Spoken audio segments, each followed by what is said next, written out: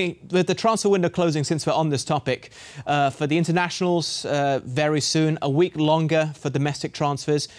Is there anybody now you want to see wear the Gunners jersey before time runs out? Adam, I'm going around a little bit in circles. I think it's a bad decision not to play Gabriel today.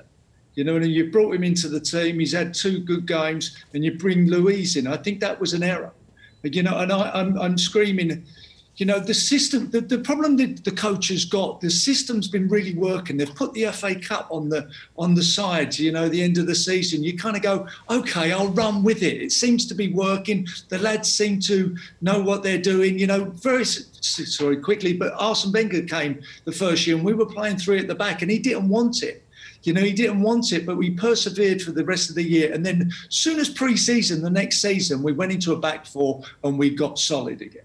You know, so for me, you know, it's done Arteta a disservice by winning the Cup in the system that they've got. Because I think they have got, you know, like I said, Holding alongside Gabriel, get Taney in at left back, and let's put a back 4 in place with a 3. Copy Liverpool. You know, the 4-3-3 has been hugely successful for them.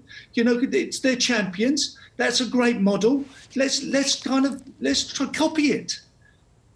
Interesting. Dom, what's your take on this and copying Liverpool? Are Liverpool now the blueprint for success within the Premier League, do you feel?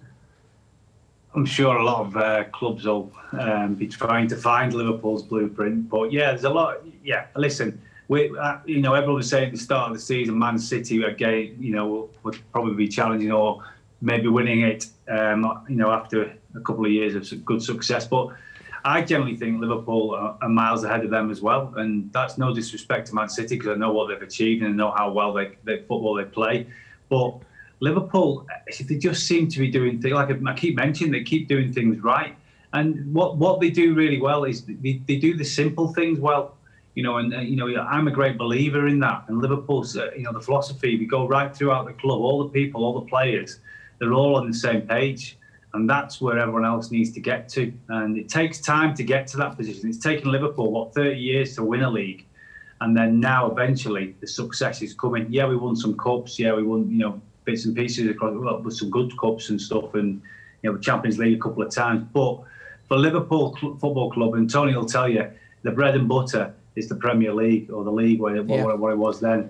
You know, that's what everyone wants. And that's what everyone's striving for. And I tell you what, Liverpool have put another marker down tonight again, that they're right up there to win it again. Do you think today could have been a turning point, Tony, if Arsenal had actually won the game? I gave the little stat early on, the longest winning streak for the Reds against the Gunners at Anfield was a 7-year period of consecutive wins at home. That was finally broken in '88. You were part of the team at the time. You would go on to win, obviously, the league in '89. Dom was in the stands as a kid, probably crying his eyes out, if I know him well enough.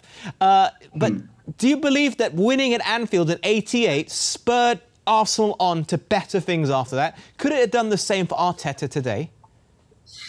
Well, it definitely did in '88, you know, when I played in that team, because that Liverpool team in those days were invincible. They were an incredible team.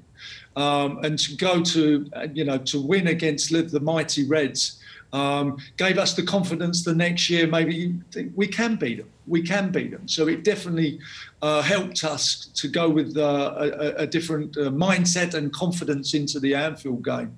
But could it have been a change for Arteta? I think there's you know, I think he's on the, you know, he's really in a tipping point for me. I think they really are, because of the success that they've had, relative success.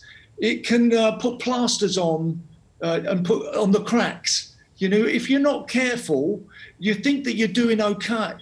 You know, and I think there's a long way to go with this team. I really do think there's a long way to go. And like I said, we were a cup team we won both cups in '93. You know, we were nowhere near the league. We didn't have the players at that point. You know, there was a whole recruitment process had to go on before we even got close. So they're a long way off, Arsenal, a long way off, I'm afraid. What's the time frame you're referring to here, by the way? I mean, how long should fans of Arsenal... We didn't win the league again until '98. You know, and we made 5 years since the, you know, okay, we won the European Cup Winners' Cup, like Don was saying about the Liverpool team. There's similarities in that, you know. Became a very good cup team, but we were nowhere near the league in those days. You know, and it came to a real process of getting a good back four. We got Dave Seaman in goal. We got a couple of defending, holding, strong midfielders, and Nicholas and Elkrup go, and Dennis Bergkamp come in, and the rest is history. You know, you win the double, and should have done more. You know, should have done more with that team. So it's a process, and I think there is signs that it's happening. But I would be more confident if Arteta, and I think he's an exceptional coach, to get where he's got with this bunch of players. He's doing a great job. I'm not arguing with the employment here. He's doing a phenomenal job with this group of players. He just needs, for me, to get a back four in place and work with them. I think the system's working against him. We do have to move on briefly. I just want to discuss this. 93 to 98, from winning the Cups to winning the title, that's a 5-year period. Now, in that period for Arsenal's history, you had George Graham, then you had Bruce Rioch, and then you had Arsene Wenger. I mean, are the fans going to give Mikel Arteta that amount of time? Are they going to give him this time frame of a potential 5 years before they're challenging for the league? Yeah, I think they are if they see the progress. But alongside that's got to be the recruitment. You know, the whole recruitment at Arsenal's changed, completely changed. You know, Steve Rowley, my old mate, there was 40 years in, and he was the best in the business in that generation. You know, we've had 55 people leave the club. You know, I think there was about 9 scouts, top scouts I'm talking about, have actually left Arsenal Football Club at the moment. So there's new kids on the block, and Edu's come into and we're going to have to give Edu time. And if he doesn't materialise, if the players don't come in, it's not an Arteta we ain't got to blame here. It's actually the recruitment. You know, I'd be calling for Edu's head if he doesn't deliver in the next 3, 4, 5 years. You know, to give the tools. Because you're only as good as your players, you know, at the end of the day. You know, I coached the Portsmouth team and we were fantastic. All of a sudden we got rid of them all. All of a sudden we weren't very good. You know, you're only as good as your players.